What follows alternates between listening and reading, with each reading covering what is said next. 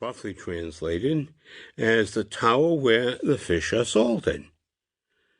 The city was named after these racks on which they dried fish and salted fish for later consumption. And that was the largest city in Galilee, the time of Jesus, before the Roman city of Tiberias began to be built around the year 19. Now, we all know of Magdala because we all know, at least I presume all who are listening to this series have heard of Mary from Magdala, Mary Magdalene as she is generally called.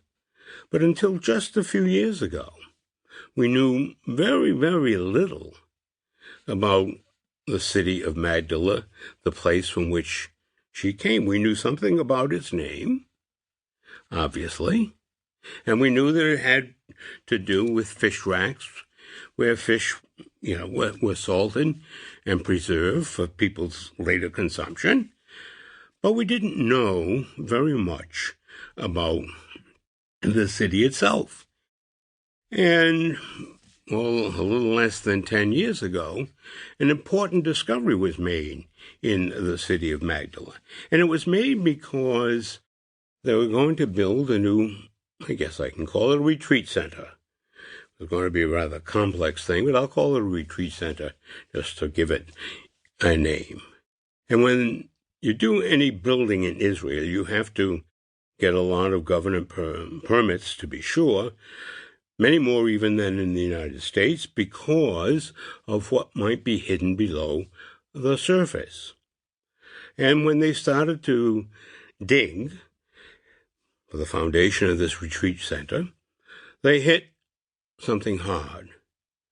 Well, that slowed down the construction work considerably. But what they discovered was, of course, I shouldn't say of course, but what they discovered was the ruins of an ancient synagogue. And we're told in the Gospels that Jesus visited the synagogues of Galilee, and he had a disciple from Magdala. It's quite possible, more than likely, that Jesus visited that particular synagogue. And we know that it was in operation at the time of Jesus because there was a coin from Jesus' lifetime that was found there. That's a tremendous archaeological discovery, and that was one of 7 Jewish synagogues from the time of Jesus that have been discovered. At Magdala, as they did the excavations, they also found such things as fish hooks. They found some 40 pools for drying fish. Not so far away from there, and it's now preserved in one of the kibbutzim, a boat that was used for fishing on the Sea of Galilee.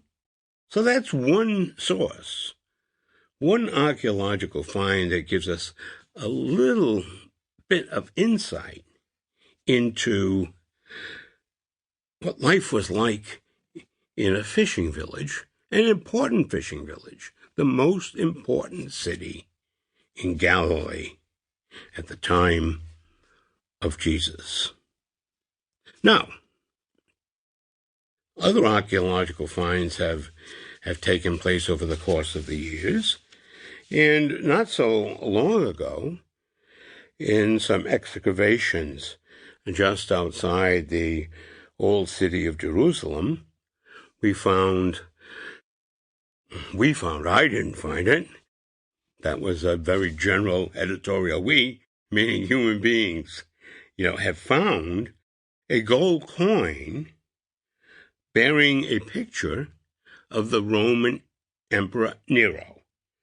Now, Nero was emperor in Rome from 54 to 68, so he didn't become emperor until roughly a quarter of a century after Jesus had died and been raised from the dead. But at least in general terms and from the vantage point of 2,000 years difference, we're in the ballpark of Jesus' time. So that we know there was a large and very